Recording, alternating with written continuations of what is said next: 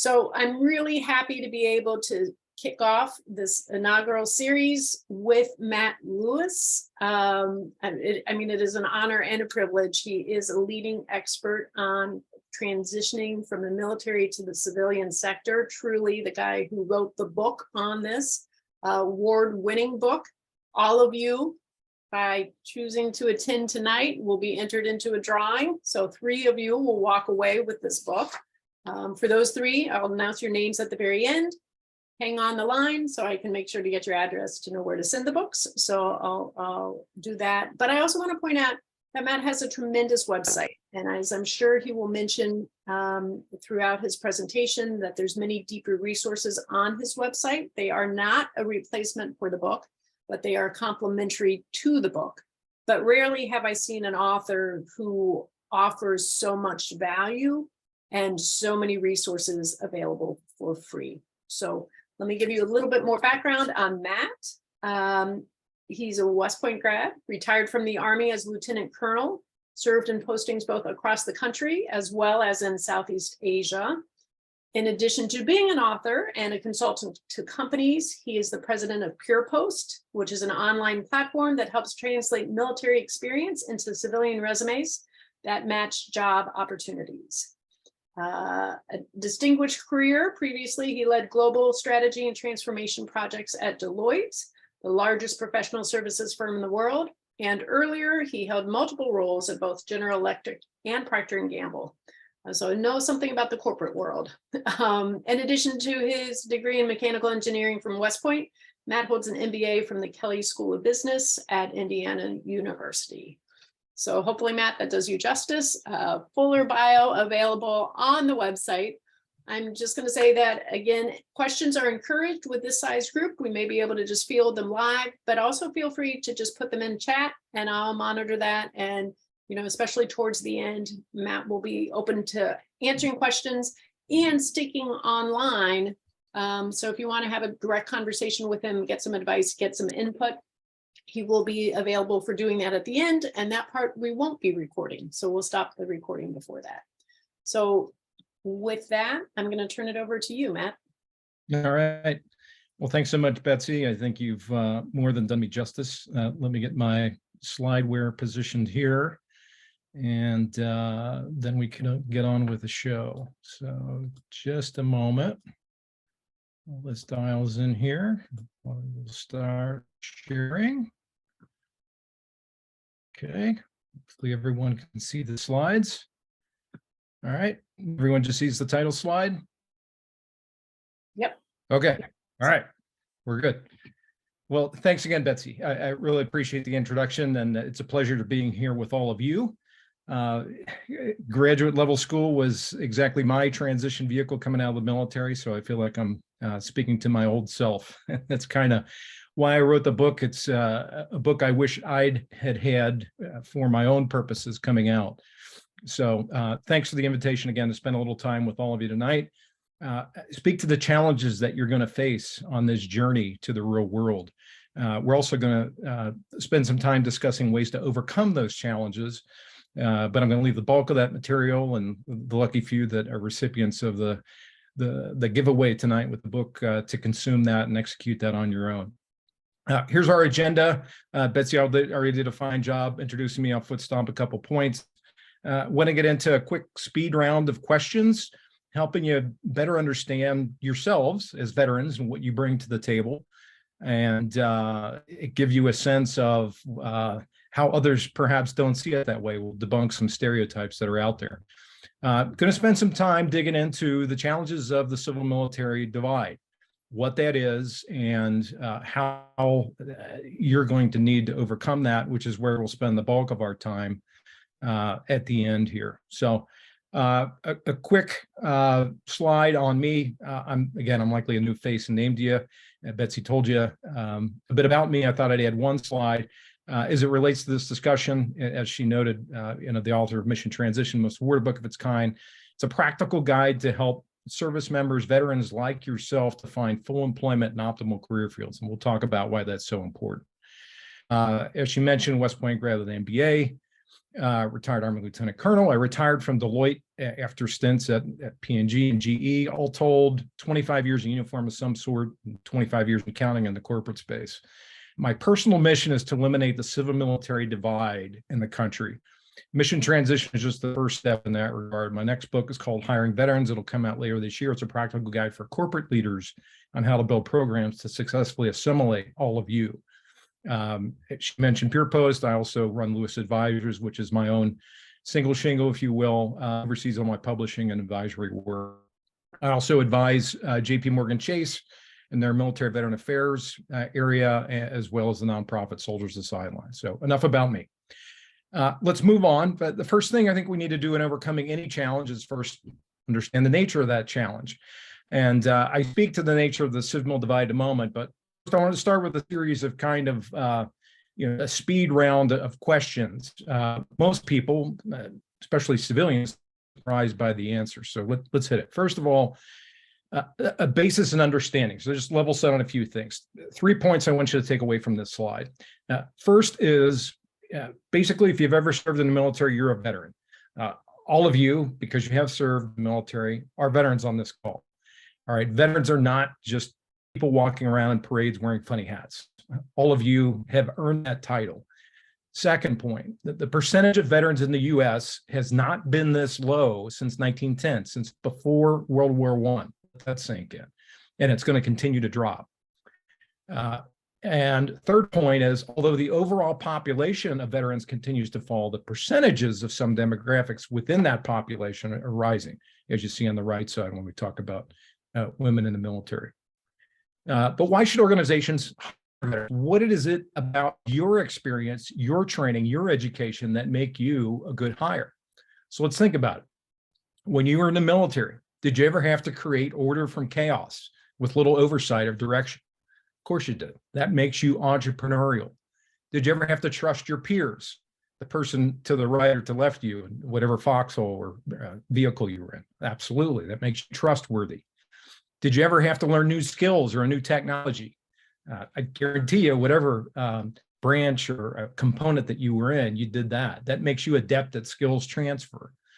Was it okay just to give up in your role? Of course not. That makes you resilient. Did you ever have to work in a team? Undoubtedly, you worked in a team, so you have team building skills, and I bet you were loyal to that team as well. Were you ever deployed? If you served in the last 20 years, you were certainly deployed. So you have cross-cultural experience in diverse work settings. So see, you have an awful lot of skills that are transferable and that you bring to the party. And it makes for a solid business case to hire people just like you.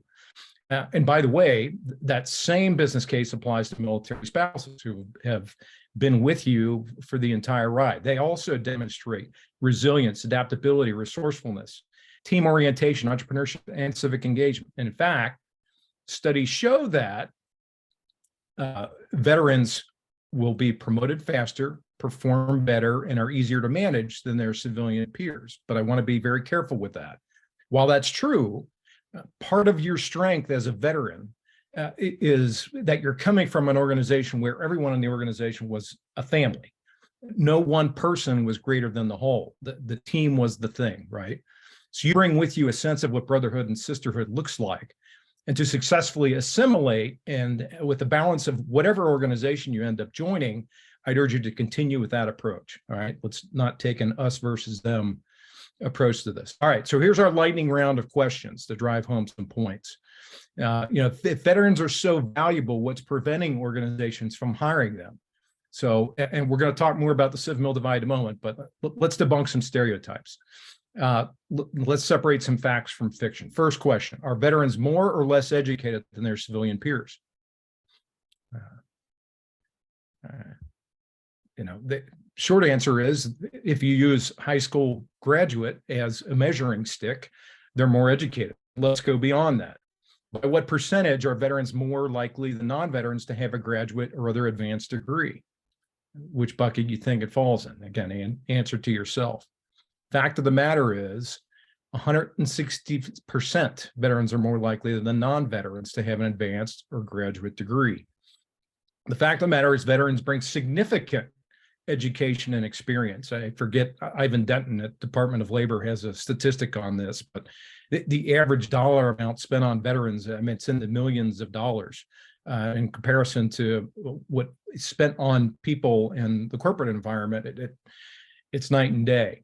But see the red rectangle on this chart. These tend to be the typical ranks that organizations recruit from the military, and I suspect most of you fall within that rectangle. You compare your military training, your education, your supervisory responsibilities to that of your civilian peers, you'll see the differences are quite stark. Now, it's not to say that an Army captain, let's say, could immediately step into a director role in the business. Absolutely not. That would be like saying that that business director could step immediately into the role of an Army commander. That doesn't work. So there needs to be some transition, some training, some amount of assimilation before an individual could assume such roles. But we're going to talk about that in a bit. By what percentage of veterans served in a combat specialty? A lot of stereotypes out there that it's a significantly high number. Fact of the matter is less than 15% have served. The stereotype tends to be that everyone's a trigger puller, as I like to say. I was one of those. But check out this table. I've circled the percentage of service members that have served in that combat role. But let's turn that figure on its head. If it's less than 15, that means that 85% or more of military occupational specialties are in career fields that have directly transferable skills. All right. Think of engineers, think of construction, technology, healthcare, human resources, logistics. All of those translate directly to their civilian counterparts. And that's not to say that if you're in that capacity in military, you have to serve in that same capacity on the outside, but it's an easily transferable option if that's what you should choose to do. I happen to be one of those people that resided within the 15%. I was a tanker, an armor guy in the Army. Now, the good news is we don't have Abrams tanks rolling down our streets, but the bad news is I had to completely reinvent myself coming out of the military. And so some of you may fall into that same category. And so I would urge you in that case, have a little patience with yourself. Understand you're going to need a bit more time, perhaps, than those that aren't, to self-reflect, uncover your transferable skills, and reinvent yourself. Next question. What portion of a company's employee population has a greater percentage of PTSD? This is a typical point that you get from folks. Everybody thinks, anybody coming out of the military has this, right? Well, while the percentages are higher, when you look at the round figures, it paints a significantly different picture. The myth is that veterans are disproportionately affected. The reality is that there's going to be more than 5 times the number of civilians in your organization that have PTSD. How is that? Here's the pie chart. Here's the math. Let me walk you through it. Again, this is all scientifically based. All right. So let's start with the fact there's 6% of veterans in the labor pool. If you take a notional 1,000-person organization, 6% or 60 of those employees are going to be employees that happen to be veterans. Studies also tell us that somewhere between 11 and 20% of post 9/11 vets have PTSD. Let's take what I'll call a conservative end, 20% multiplied by 60, that gives us 12 employees that are veterans in this organization that have PTSD. All right, so keep that number in your head, 12. Let's look at the non-veterans. If we subtract the 60 veterans from the 1,000, that gives us 940 civilians in the organization. Studies tell us 7 to 8% of the adult U.S. population has PTSD. Civilians get PTSD as well. Think automobile accidents, sexual assaults. There's all sorts of things that cause PTSD. So let's take the low end of that range. 7% of 940 gives us 66 civilian employees with PTSD, more than 5 times the amount of veterans in an organization that have the same. All right. Diversity is a question. Is military diverse or not? Lots of stereotypes floating around about that. The myth is that it's not diverse. All right. The fact of the matter is the military's diversity is a strength, and it continues to change. Right. Women now make up 16% of our active duty component, and the racial and ethnic minority groups make up 40% of active duty military today. Do most veterans require disability accommodations? Yes or no? Stereotype out there, or the myth is that we're all broken, we all require disability, and it's going to cost the employer a ton of money. Fact of the matter is, Most veterans don't require disability accommodations, and if they do, 58% of those cost nothing. True or false? Our veterans are neither plentiful nor available. Again, there's a myth out there that employers can't find veterans, that they're not plentiful or available. Again, the fact of the matter is 200,000 of them matriculate from the service every single year, and they're available year round, unlike academic recruits like yourselves that are normally only available at the end of academic terms. They're a real-time talent play, as I like to say. True or false? Hiring veterans has no direct impact on national security. The myth is it does not, but the fact of the matter is it has a palpable effect on military. How so? Well, start with the fact that if tomorrow's recruits don't see veterans as having successful employment outcomes, they're not going to join.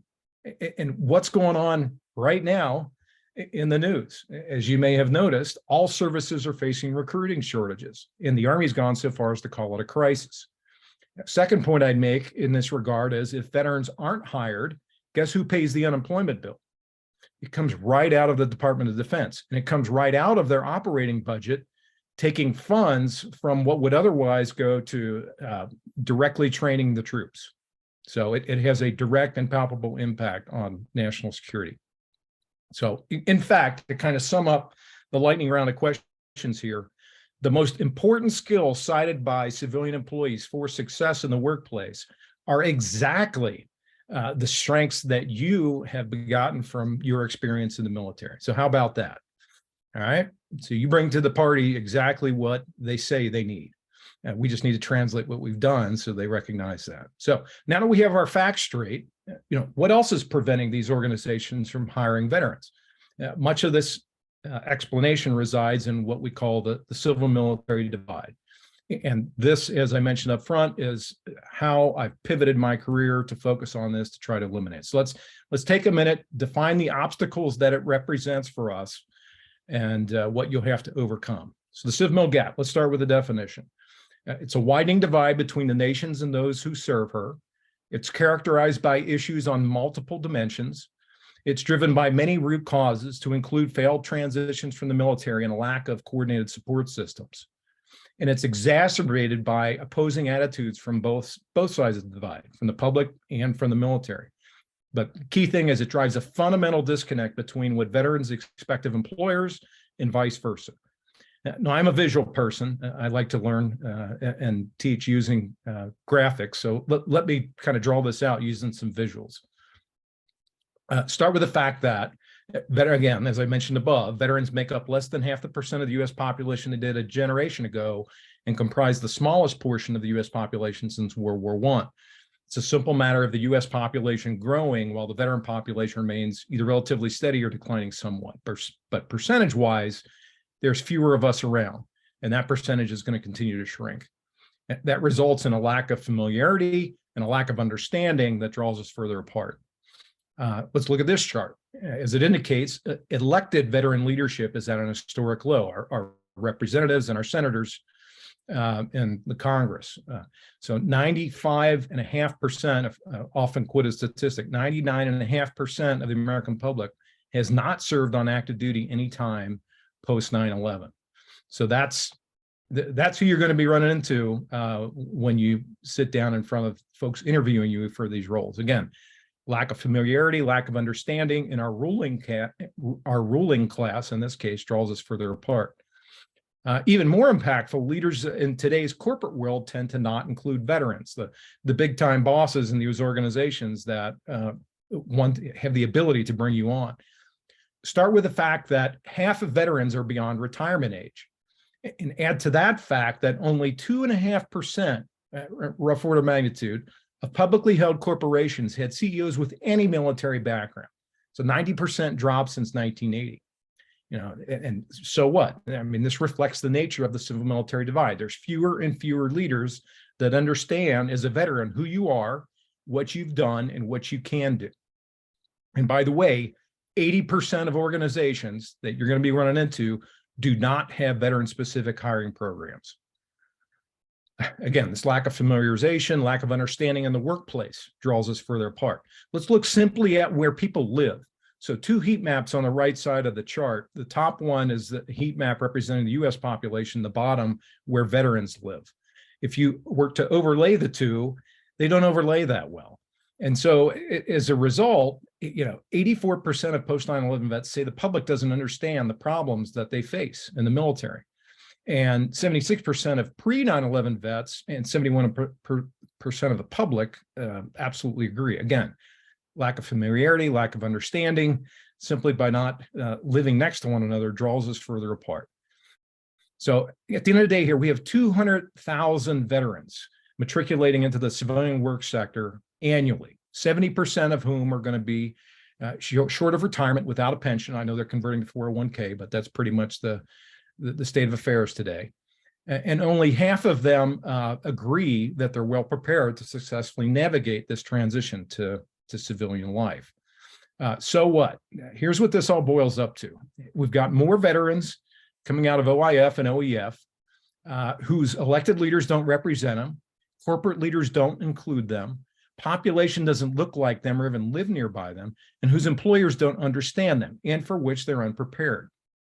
Employers, while they're incentivized to hire veterans, they have work opportunity tax credits and other things at state and local level. They typically don't have effective programs to identify, hire, train, and retain all of you.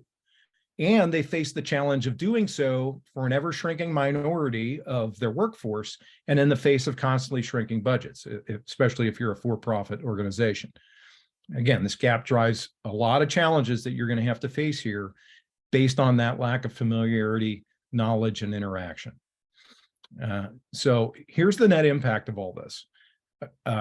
1 out of 2, more than half of separating post 9/11 vets are going to be unemployed on average of 22 weeks. Almost 2/3 of them, of your first jobs, are not in your chosen career field, and they only spend about a year and a half in those roles. While time spent in subsequent roles increases a little bit, almost half of you are still not in your preferred career field by your 6 post-military jobs. Incredibly sustained rate of failure.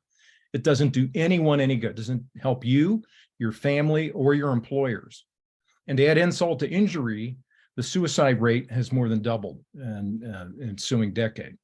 So obviously begs the question, with such a high mountain and so many challenges, how do we overcome this? And this is where we're going to spend the balance of our time. My first answer, and Betsy teed it up nicely up front, and not to be flippant, but read my book, pick it up. It's going to help you. So let me walk you through kind of its outline and explain why I think that's the case and why it's won more words than any other book of its kind. What this slide portrays is the process by which the book is organized. And if you're not familiar with process maps, the diamonds represent decision points and the chevrons represent steps in the process. As I walk you through the overview, you'll notice in kind of the upper right-hand corner, a miniature version of this. I refer to them as breadcrumbs. It'll highlight what part of the process that we're in as I look through the chapters and their respective content. Now, let me state that this book was written as a practical guide, meaning read the chapter, do the chapter, and in a manner that you'll implicitly take to, as you were trained in the military: crawl, walk, run, step 1, 2, 3. It's written exactly in that manner with lots of visuals, lots of exercises. Again, I respond more to charts and to drawings than I do to words on the page. So you see a lot of that in there. It's unique in a number of different ways. First is that transition is recognized as a process, and you just saw it there. And it's reflected in a practical way, as I mentioned. It mirrors commercial best practices. It focuses on who before what. And here I'll call out the 2 figures you see on the right side of the chart. Studies show that career transitions that begin with a focus on who representing your strengths, your personal passions, what gets you out of bed every morning. Those transitions are successful 84% of the time. Whereas those that focus on what, meaning I go straight to the resume and I look at skills, those are only successful 28% of the time. Now, I'm no genius, but if I'm going to Vegas, I'm putting my money on the larger number here, and it happens to be significantly larger. Again, First who, then what? Other reasons, there's an initial focus on strengths, not skills. A key part of understanding who you are is to tap into those, understanding what those passions are, what gets you out of bed every morning, what would you go and do for work and be okay not getting paid for. If you can tap into that first and then overlay your skill set, you're going to be much better positioned. As you'll see, there's a career decision tree, and there's a ton of research on each of the branches in that tree. There's a ton of focus on the financial aspect of transition. We'll touch on that briefly. There's focus or differentiation between those that have retired versus those that have not and are more younger tenured among you, which I suspect most of you fall into. There's a ton of research here. This is not an opinion piece. If nothing else, I've done my homework. You can criticize the writing all you want, since I got a D in my English class my freshman year at West Point. So perhaps I shouldn't be writing books, but I know how to do my homework.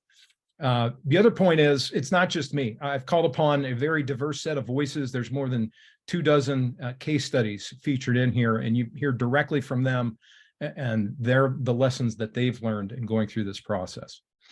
All of this is intended to help you avoid false starts. Here's the primary question the book attempts to address. How can all of you realize your full potential by avoiding those false starts and suboptimal career choices following active duty? Why this is so important is because if you can get a veteran positioned in their optimal career field from the get-go, coming out of the service, or in your case, schooling, you will more than double your career earnings, rate of retention, and job satisfaction. It's incredibly, incredibly important. So and finally, its goal is to enable full employment for all of you. So let me walk you through an overview here and a series of slides. I'll just kind of summarize what's covered in each chapter and then highlight some of the embedded tools or aspects within it. Chapter 1's focus is, again, understanding on the who piece, who you are. Recall I mentioned up front about the importance of that, and that who comes before what. This is going to take some time. It's intended to, but it's time well spent. This chapter forces you to answer the question, what do you want to be when you grow up? You may not have pondered that in a while. Now that you have a clean slate, it's high time that you do. So I'll talk about the self-discovery process in a moment, but it starts with doing some exercises to identify those strengths, those passions, what gets you excited professionally. And as part of that, I have you undertake at least 2 personality tests and study what their findings say about your optimal career choice.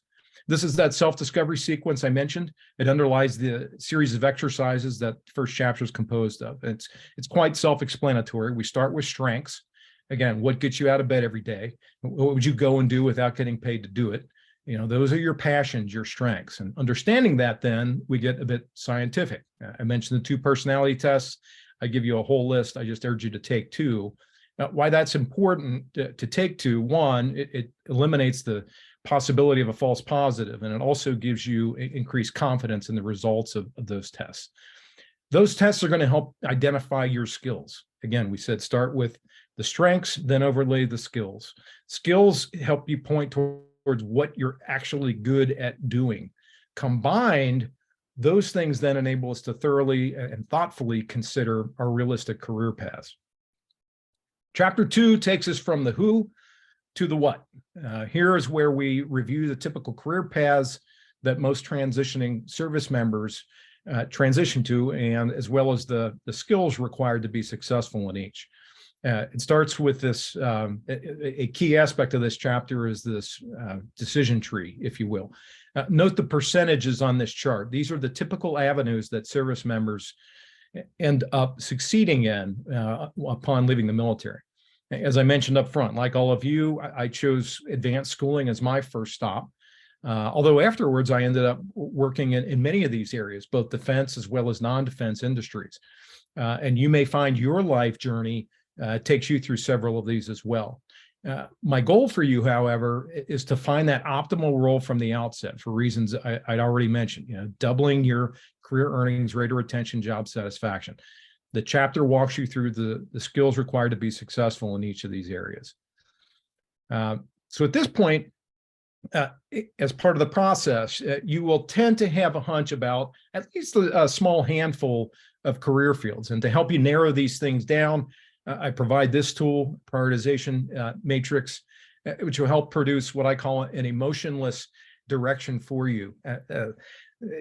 For many of you, this can be a stressful time. Career change is one of those lifetime events that injects a lot of stress. But this is, I found, to be a helpful tool that takes some of the stress out, takes some of the emotion out of it. It's a simple tool. You can download it from my website for free. I'll just talk you through it real quickly. What you do, and it's a spreadsheet, pretty simple. You first identify your criteria, as you see on the left. Then you rank those criteria from a 1 to 5 scale, 1 less important, 5 most important. And then you list your options across the top, the vertical. You see different career field options, A, B, C, D. Once you list them, then you rate those career field options against those ranked criteria. And the rank is done on a 1, 3, 9 scale. And you can see that 1 not a good fit, 9 being an optimal fit. And in doing so, the cross multiplication is done for you, and the highest number wins at the end of the day. This can be applicable for your career decision. I use it with my kids to help them choose colleges, to help them choose high schools. You can use it for anything in your life, frankly, where you need to make a decision, where there's multiple options and multiple criteria involved. So have at it. All right, moving on. Now that you've narrowed your career field, Chapter 3 helps us identify a number of preferences whose selections are going to help us narrow our ultimate destination. It also helps us define our personal brand, which we'll soon begin using in our outreach to engage with target employers and networking targets. So what are those career preferences? Now, they include role preferences, which function makes the most sense for you, what part of the organization, sales, marketing, operations, you can read the list. Industry preferences. What part of the economy do you want to work in? And there's several industries beyond this, but it's something you need to consider. Geographic preferences. Industries tend to be clustered in certain geographies around the country. Banking on the coast, or in Carolina or Chicago, oil and gas in the Gulf area, just by way of example. And so, or outside of industry and its various clusters, do you just want to go home to live, or what is that preference, geographically speaking? And then lifestyle preferences. Are you concerned about your job security? Is business travel a thing? When I joined professional services, I was traveling 80% of the time, but for many people, that's not a realistically viable thing. You may have a strong preference for a better work-family balance than being gone all the time. Whatever it is, this part of the book walks you through these different preferences and urges you to begin making some decisions. And considering these, you might revisit the criteria that in the prioritization matrix we just looked at. But coming out of this chapter, using these career preferences and the updated prioritization matrix, you should have a good bead on what your career decision is. Okay, so now that you've selected a career, I'm just walking us through the process here. We have to go find an organization that's going to employ us in that capacity. But how do we do that? Well, we have to have a tailored resume that a civilian hiring manager can understand. How do we do that? This involves the difficult task of translating what you've done for someone that has no idea, again, as a veteran, who you are, what you've done, what you can do. These talent acquisition professionals, who again comprise 99.5% of whom haven't served, they don't have the time to meet you halfway in this task. All right, so responsibility for this falls on all of you. The good news is that there's lots of tools out there these days, and being the president of a company that offers one, I'll shamelessly plug Purepost, which offers a free passport. Think of it as an online profile that'll instantly translate everything you've done in the military and match you with job openings in the economy based on your underlying competencies and skills. And there's many others out there. But regardless of how you produce your resume, please review it with civilian professionals that have knowledge of your industry, or better yet, the organization to which you're applying. Some tools to help in that regard, in terms of translation and relating to the other half, if you will. You're going to need to begin speaking the language of business. And what I've captured here is a very simplistic income statement. And as you should know by now, and your schooling, income statements document the components that drive an organization's net income. It's their report card, right? It's how their stakeholders measure their value. And they're going to have specified goals against each of these components. For this organization to see you as being of value, you have to begin to speak in these terms. And in trying to get hired, your challenge becomes making the case that your strengths will move the needle in one or more of these areas. Okay, one other tool that's out there, again, for free on my website is a very robust thesaurus. It will help you translate military terminology.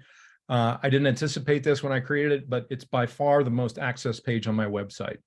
And people continually feed me ideas, and I continue to have that updated. So again, have at it. All right, so with your resume now in place, we now have to do something with it. We need to get it in front of people that can help us get in front of the people that'll ultimately be interviewing us for the roles that we have an interest in. The process for doing so is what we call network. Now, coming from the military, and I think this is still the case, when I was in the military, it tends to come with some negative connotations, that term networking. All right, a lot of people think of it as kissing people's rear ends or trying to one-up your buddy or get ahead without having earned whatever it is. Well, my friends, for better or for worse, welcome to the real world on this one. Networking is the way of the world. If you view it through the lens of being a positive two-way street intended to benefit both of you, it takes on a very different connotation. And that's exactly the way you should be thinking of approaching it in the real world. And so I encourage you to think of yourself as being in the business of collecting and nurturing relationships, which is exactly what networking does. But to do so, we first need to identify which relationships we want and which ones we want to nurture. Those become what I call our networking targets. And so to identify these targets, you want to use a graph like this that's going to document the contacts both that you have and those that you want to have. Think of these in terms of friendlies and targets, to borrow some military terminology. Your existing relationships and those that you want to have likely fall into these various categories, the slices of the pie, if you will. All right, there are people that you already know, call those your primary relationships, the inner circle. There are people that they know, call those secondary relationships. And then there are people that they know, the tertiary relationships, the outer circle and those concentric circles. After mapping, who you know and who you want to know, i.e. the person that is going to ultimately end up interviewing you, your task then becomes of engaging with your existing network of relationships to make that reality, to get in front of that person that you ultimately will ultimately end up interviewing you. Chapter 6, it's going to walk you through how to do exactly that. And my caution here is don't just start smiling and dialing. All right, you got to do some prep work. Before you open your mouth, you're going to want to create some stories that highlight your strengths, your skills, your experiences in a language that your audience can understand. You're going to need to rehearse these things. All right, these become the answers, by the way, that'll end up being responses to the interviewing questions you ultimately are going to expect. You're also going to want to research these targets so you have something intelligent to talk about. You may have something in common. You call that out as part of the conversation. And this research can take many forms, as you see on the slide, and the book walks you through how to engage with all of them. A key component of this is the optimal utilization of social media. And the book walks you through how to prepare a strategy for that, because that can easily get sideways as well. And as we all know, something that's out on the web is many times not be taken back. So you need to be very careful with your online presence these days. As you begin your outreach, you're going to want to track the outcomes of those interactions with your contacts. Doing so in a timely manner demonstrates responsibility and attention to detail. Those are good characteristics, and that'll begin to get you the good reputation that you want. And believe me, that reputation will stick with you and follow you, because it's a small world at the end of the day, and word gets around if you're not following up and putting a good foot forward. Yeah, while there's several software platforms out there that do this very simple spreadsheet using these columns will suffice. It won't cost you a thing. Assuming that you're successful in engaging with the network, our next task becomes actually applying for the roles in which you're interested. And I walk you through the basics on both the federal and commercial side and how to successfully execute. Now, this may sound overly simplistic, but there's a lot of administrative details at play that have the potential to trip you up. And I think you have to recognize that this may truly be the first time since perhaps you worked at McDonald's as a teenager that you're applying for a professional opportunity. In some ways, you don't know what you don't know, but that's okay. That's why I wrote the book, and that's why this chapter is going to teach you how to work through it. Just as one example, here's the process for federal applications. And as you might expect, it being the government, it's not exactly simple. But I walk you through the details on how to maneuver it on both the federal and civilian sides. So let's assume our application has been accepted now, okay, and the organization wants to interview us. All right, great, hooray. But now the real work begins, frankly. Interviews are the make or break part of the whole process, and we don't engage with them without a significant amount of preparation. And we really need to treat these things with kid gloves. All right, so I walk you through the multiple ways in which you need to prepare and the various ways for doing so. I walk you through each of the typical interview formats and the types of questions you should expect, as well as strategies for answering them. I walk you through how to compose your own set of questions, because after all, this is a two-way street, and it's our opportunity to interview the employer and gain some intelligence about questions that we may have. A key part of this process is documenting your own lessons learned from these engagements so that you can improve your own approach moving forward. And you can do this, again, using this very simple template, which, again, you can download from my website for free. The point of this is to implement those lessons and continue to improve as you move along from one employer to the next, and follow through again on these outstanding action items, doing so in a timely manner, demonstrating the responsibility and attention to detail, and developing that good reputation you want at the end of the day. So let's assume your interviews are successful and you actually get an offer. All right, but should you accept it? Is it good enough? Does it meet your needs? And how would you know? And that's what this chapter is all about. I walk you through a series of financial exercises to help you understand what your needs are. I walk you through how to research salary ranges, which is not publicly available data that is in the military. I could tell you in the military almost to the penny of what you were making and what your benefits were based on your rank and where you lived and time and grade. This is not the way in the real world. I teach you that a salary is but one component of an overall compensation package and what you should consider including in that compensation package. And then understanding all of that, I teach you how to use networks within the organization to get whatever incremental intelligence you need to round out remaining questions and to make a decision. And then I help you prepare for that eventual negotiation, because that's what it'll come down to help you optimize the needed components for your offer. This may be the first time you actually have the opportunity to engage in a negotiation. And this is the one time in this whole process where you have leverage in this whole process, meaning having more power in the relationship vis-a-vis this employer. So you really want to be diligent and careful with your work here to get what you and your family member needs. So there are 3 financial exercises I walk you through. And again, you can find them all on my website for free. The first one helps you determine how much savings you require to retire. And again, begin with the end in mind is the whole point of this. And understanding this, then we can back into a required annual salary figure that'll get you the amount of funds you need to ultimately retire. That's the second exercise. But there's nuances in each of these that may open your eyes. Now, there are some items that are not taxed while you're in the military that are taxed to the extent they exist at all in the real world. All right. And whether or not you have a pension can play a big time role as to how an employer views you and what compensation, especially salary, they're willing to offer. You need to understand this and counter it. Should it that need be the case? The third exercise has you document all components of your compensation. Again, salary is but one aspect of that. You have lots of benefits, whether you realize it or not. You had access to a ton of benefits in the military, all of which have value.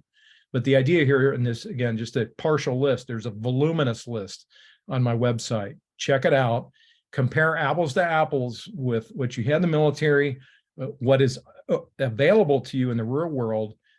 Do that comparison, decide what you need, and that all becomes fodder for the negotiation you're ultimately going to engage with the employer to get you what you need when it's all said and done.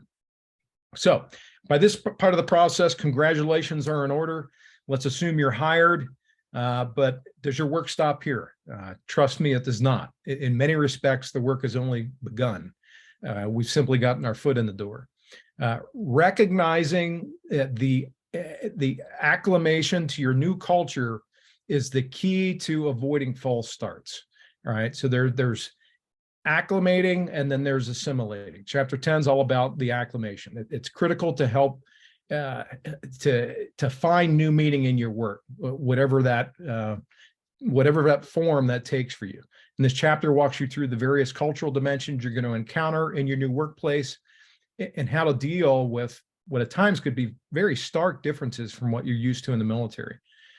Here's the chart and exercise in the book that enables you to do that. There's almost 24 different cultural dimensions that you're going to experience. And many, if not most of these, frankly, at the same time.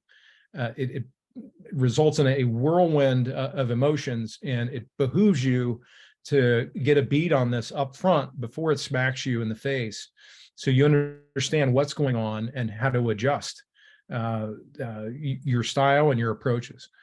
So I can't overstate the importance of digesting this and coming to terms with this new reality. The speed with which you're able to do so is ultimately going to determine your success. And that's kind of the point of this slide here. Immediately join, I would advise, a veteran affinity group or a business resource group. They call it different things in different companies, but engage with your tribal peers, if you will. Get a mentor, and perhaps two within your organization or within life in general. It doesn't necessarily need to be within your organization. Leverage your networking skills that you should now be adept at to assimilate with the balance of the organization. All right, make their mission and yours become one. And the sooner that you assimilate using this approach, linking through your tribe to an educated base of employees to the balance of the organization, the sooner you're going to assimilate and become a productive person within this new entity. In doing so, I'd ask you to make some goals. Sit down, write these things out on both a personal and a professional level, both short-term as well as a longer-term horizon. Because you want to experience some quick wins. All right, you want some wind in your sails to give yourself some confidence that you made the right decision and things are tracking, but you also want to have some longer term goals that help you striving for longer term success. Studies have shown that retention rates go up significantly if organizations can retain veterans beyond the 2-year mark. So do your part by having your goals set so that you can get yourself to that point. The last chapter kind of picks up where the previous one ended. It walks you through some very tactical approaches for adjusting your leadership and communication styles to be successful in your new environment. Again, being in the military is probably most, if not all, that you've done in your adult life. And the way in which people communicate and the way leadership is structured in the military is likely not what you're going to experience in your new organization. And so the chapter ends with a request imploring you to share your lessons learned throughout here. Some of those contributed to the book, and additional ones can continue to contribute to my website. Again, I'll reiterate, there's 200,000 people experiencing this every single year, and just like you. So let's do what we can collectively as a community to help these people out, and submit your lessons learned to my website, and I'll continue to add them to the growing list there. So a couple of points here are examples of things I highlight within this chapter. I teach you how to think about best allocating your limited time. This may be the first time you're pondering this. And it may be different than how you'd considered allocating your time in the military. Besides our former president, after whom this matrix is made, Stephen Covey speaks about it in his books as well. Point is, you obviously want to focus on the more important things and make decisions about where and how to allocate your time based on whether that activity is urgent or not urgent.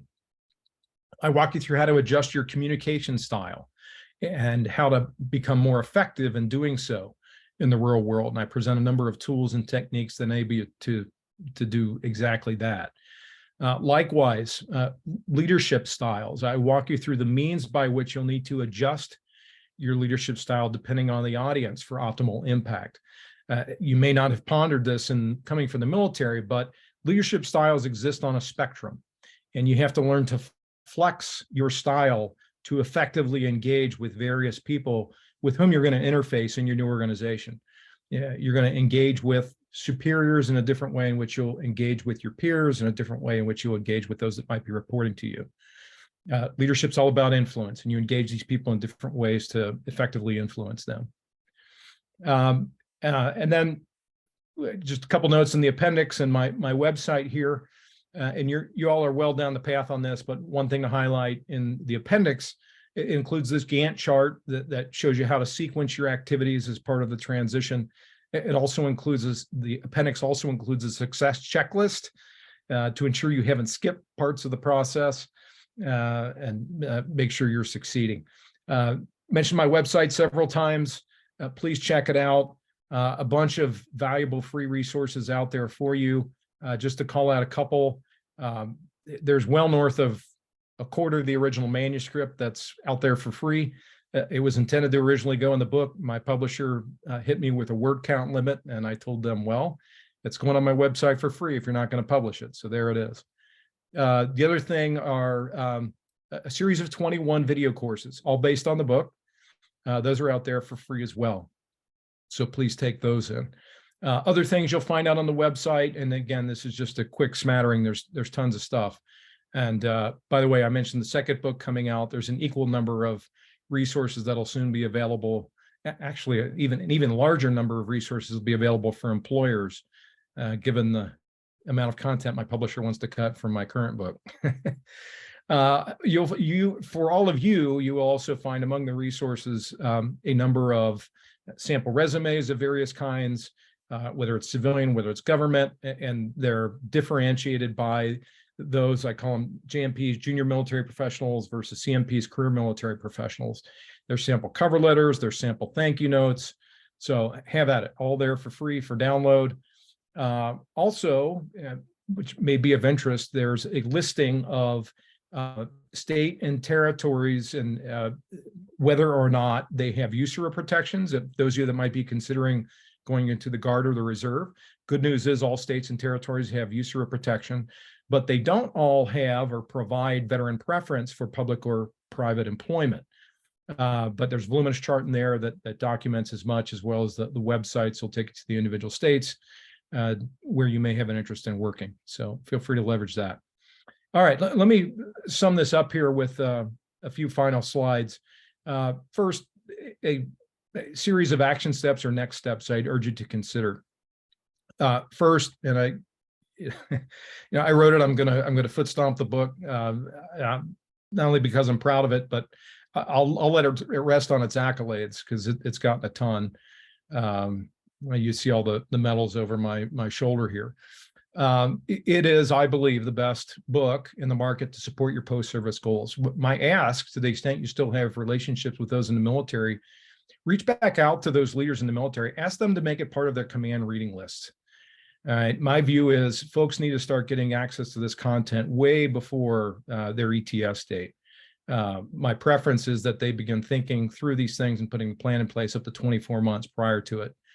I know it sounds crazy, but as you're going through it right now, it might begin to make sense. Utilizes all the resources and video courses on the website. We just talked through that. You're in the midst of schooling right now. Please secure an internship and, work hard through that. Make a good impression. Knock that first assignment out of the park. Just a quick story on my own internship in graduate school. It was an abysmal failure. I didn't get an offer. I was a smug, junior military officer, fresh out of the military. I thought I knew everything, and I was sure to tell them as much. It was a heavily unionized General Motors plant, and that didn't go over so well. But in the end, it was a huge learning for me because I thought I wanted to go in the automotive field.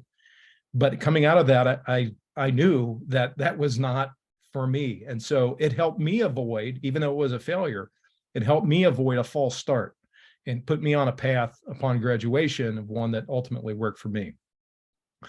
Self-identify. All right.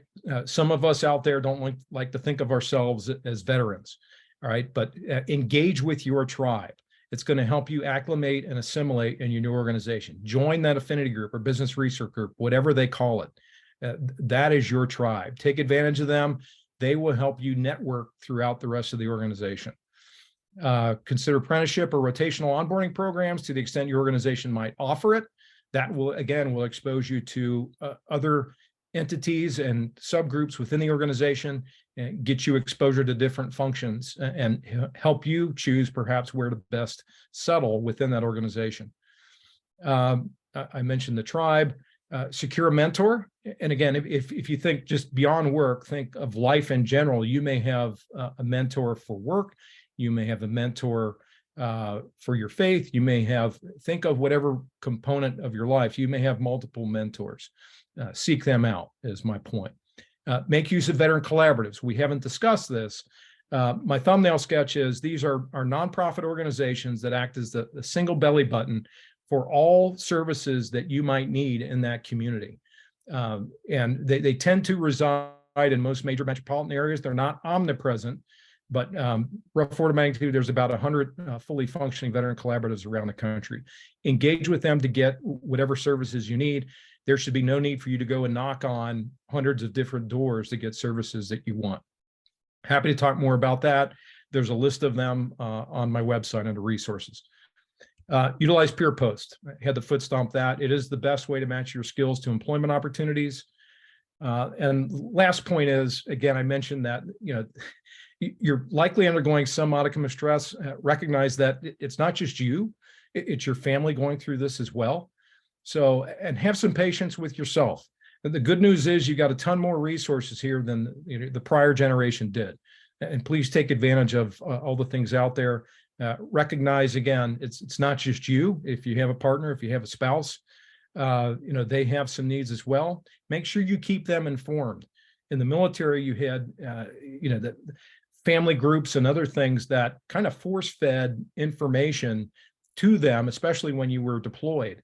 In the real world, those things kind of go away. So it's incumbent on you to get them that information. Otherwise, they have no means of accessing that about your work, about your schedule, about benefits, whatever it is. And for that matter, ask if, as part of your onboarding, you can bring your partner and your spouse to that. That's going to help them feel informed and as part of the process as well.